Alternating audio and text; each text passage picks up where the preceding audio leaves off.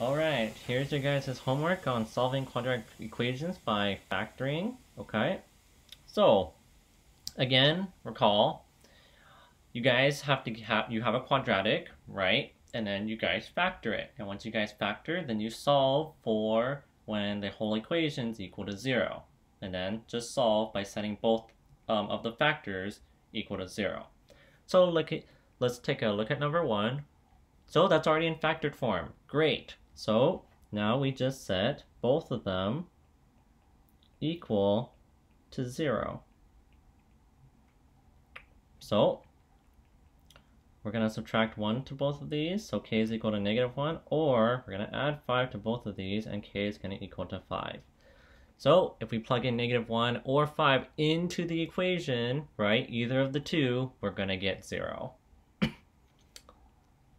Okay, number 3, right? It's in factored form. Great. So that means in order to figure out what value of k would give us 0, we are gonna set both of the linear factors equal to 0.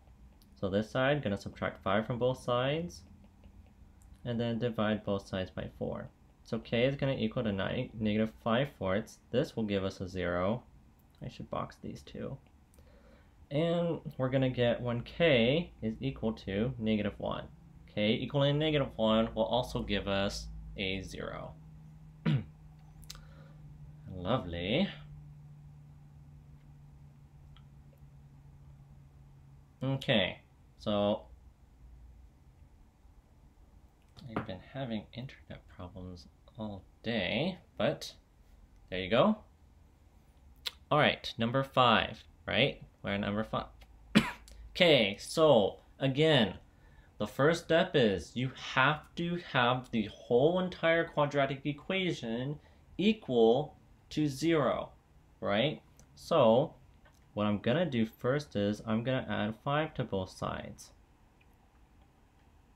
X squared minus 11x plus 24 is equal to 0.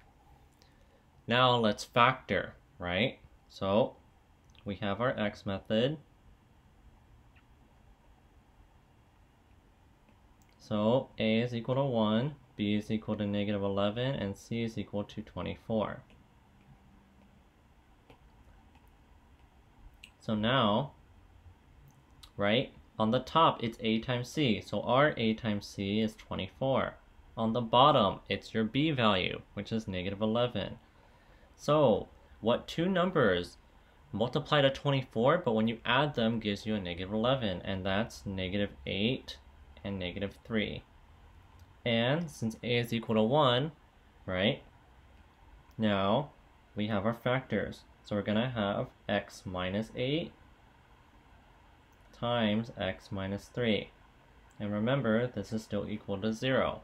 So let's solve for x when we get 0. So we got x minus 8 equals 0, or x minus 3 is equal to 0.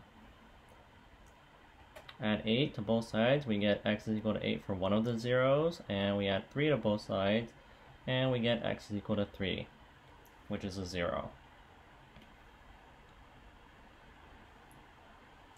Alright, 7. Okay, remember, first step is set the whole entire equation equal to 0. So we need to add by 2 to both sides. So we get n squared minus 10n plus 24 is equal to 0. Now we factor. A is 1, b is -10, and c is 24. We got the good old x method. So a times c, that's the top part, right? 1 times 24 is 24. And b is on the bottom. So what two numbers multiply to 24, but when you add them, gives you -10, and that is -6 and -4. And since a is equal to 1, right, then we just put this into factored form. So n minus 6 and n minus 4 is equal to 0.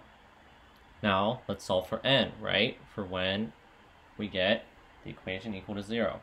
So n minus 6 equals 0, or n minus 4 equals 0. We add 6 to both sides, n is equal to 6.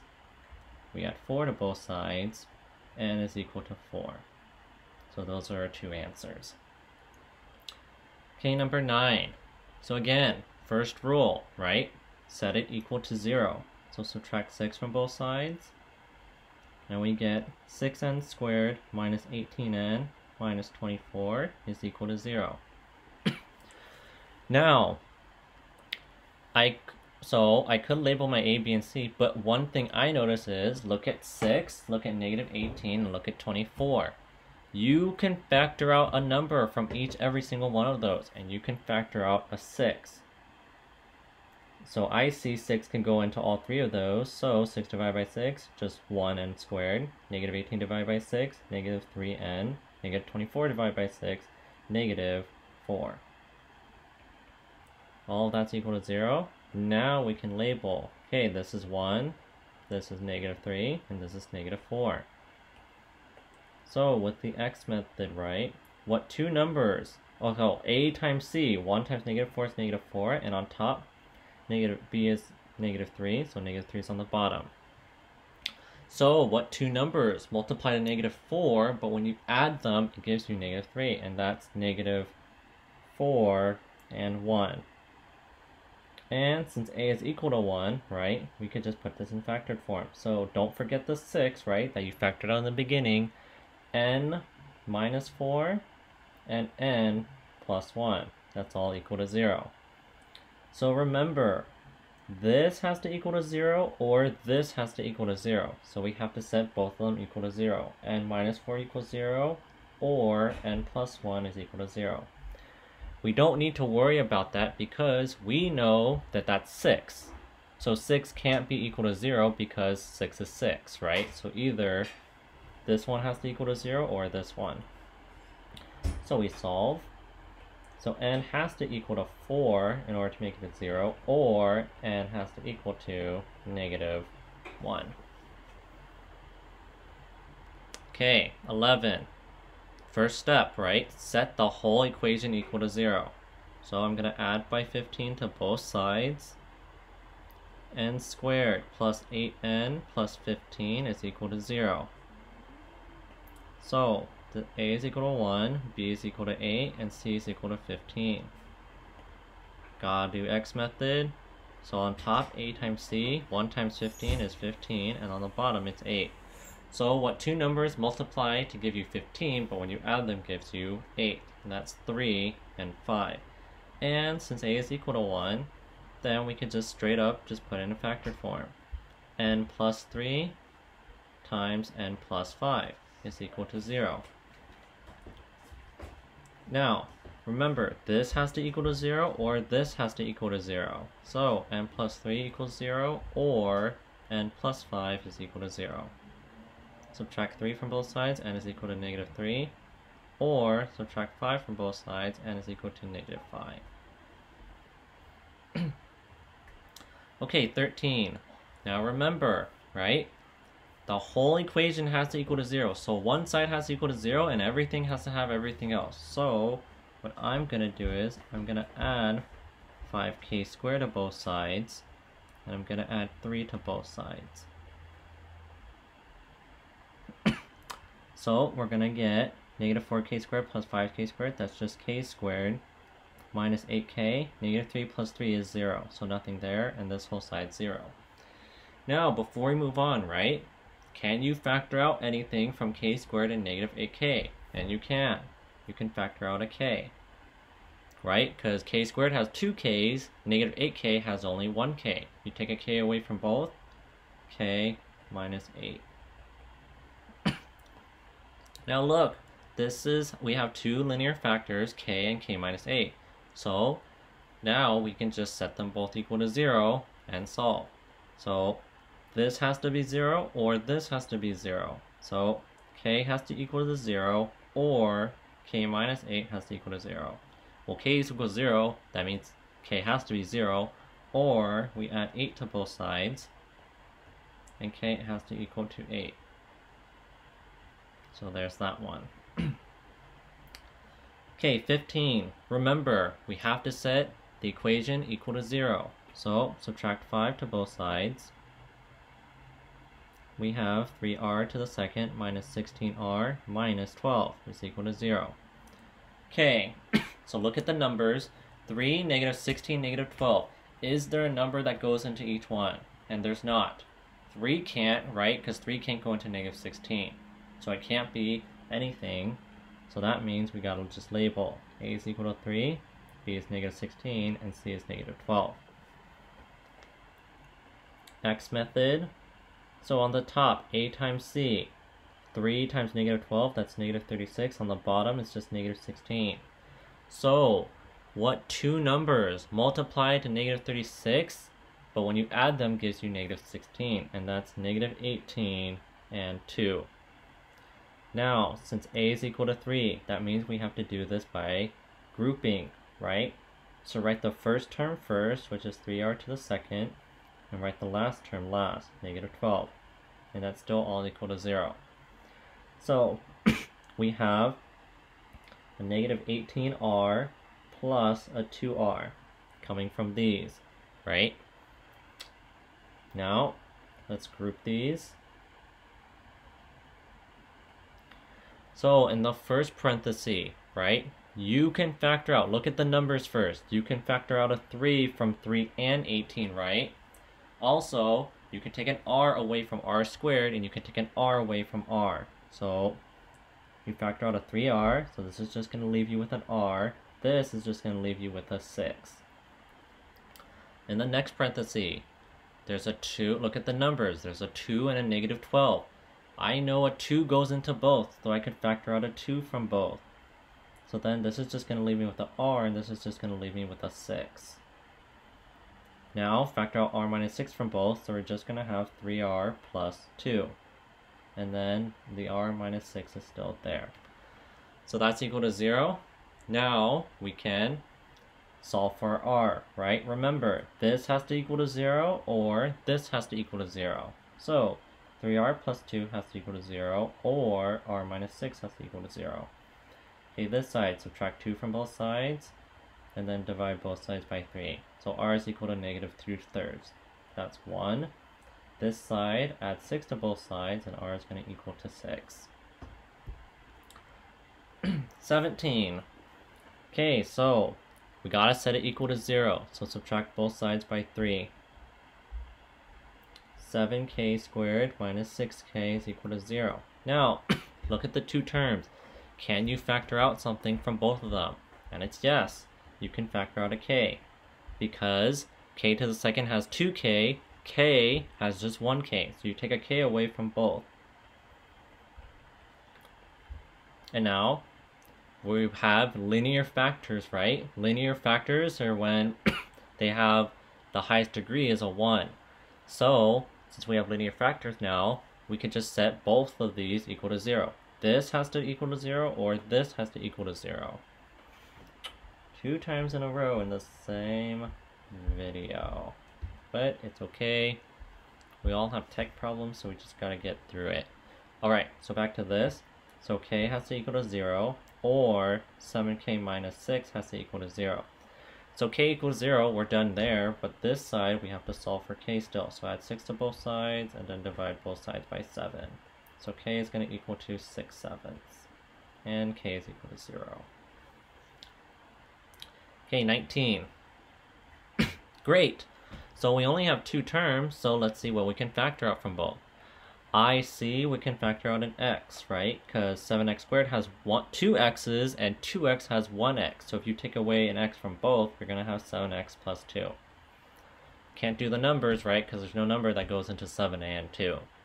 Now, since we have linear factors, right? So either this has to equal to 0, or this has to equal to 0. So x equals 0, or 7x plus 2 is equal to 0. X equals 0, we already solved for that, but this side, gotta subtract 2 to both sides, and divide both sides by 7. So x is going to equal to negative 2/7, and x is equal to 0. Okay, the last one. Remember, set it equal to 0. So I'm going to add 59x to both sides. I'm going to put it in between those so that you get the highest degrees first, and then it just goes from highest to lowest. 8x to the second plus 59x plus 21 is equal to 0. Now, look at 8. Can you, well, 8, 59, and 21. Is there a number that goes into all of them?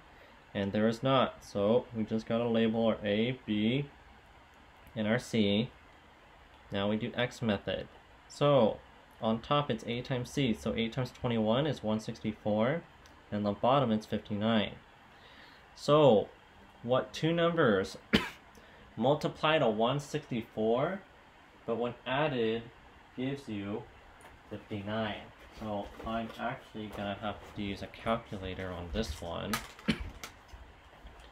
So let's try it. So if you guys don't know a method, this is the method that I use to do this. Start off small and then continue to increase up. So I know 1 times 164 goes in, but there's no way I can add or subtract this from each other to get 59.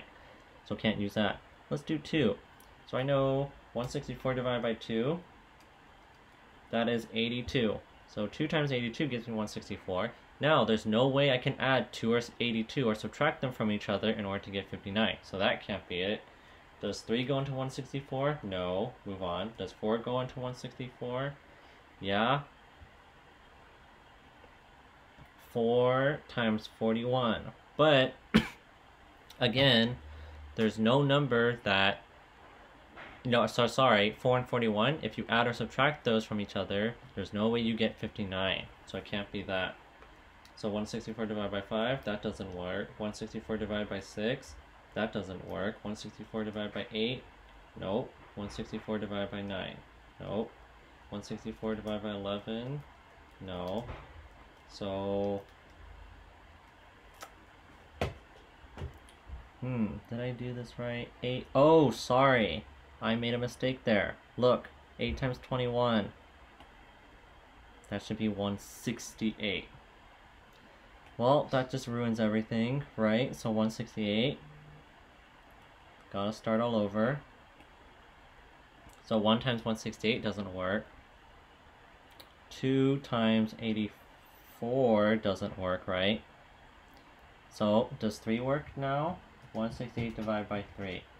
Oh, look at that. 3 times 56 is 168. And if you see, hey, 3 plus 56, that's 59. So it has to be 3 and 56. Now, A is equal to 8. So A is not 1, which means you gotta get a factor by grouping. So write the first term down, which is 8x squared. The last term, which is 21, set that equal to 0. Now, we have 3 and 56, right? So plus 3x plus 56x. Group. Okay, in the first parentheses, 8 and 3, there's no number that goes into both. So, no number, but look, they both have an x. So I can factor out an x. So if I take away from x from both, we have 8x plus 3. Now, 56 and 21, is there a number that goes into both? And yes, 7 does. So, 7, 56 divided by 7 is 8x, 21 divided by 7 is plus 3. Factor out an 8x minus 3 from both, so we just have x plus 7 times 8x plus 3 is equal to 0. Now remember, this has to equal to 0, or this factor has to equal to 0. So, x plus 7 equals 0, or 8x plus 3 is equal to 0. Subtract 7 from both sides, so x equals negative 7 there. Subtract 3 from both sides, and divide both sides by 8. X is equal to negative 3/8. So, that's that one, and hopefully you guys get good practice with this. And again, anytime you guys need help, I'm available from 2 to 3 after school every day. Alright, good luck. Peace.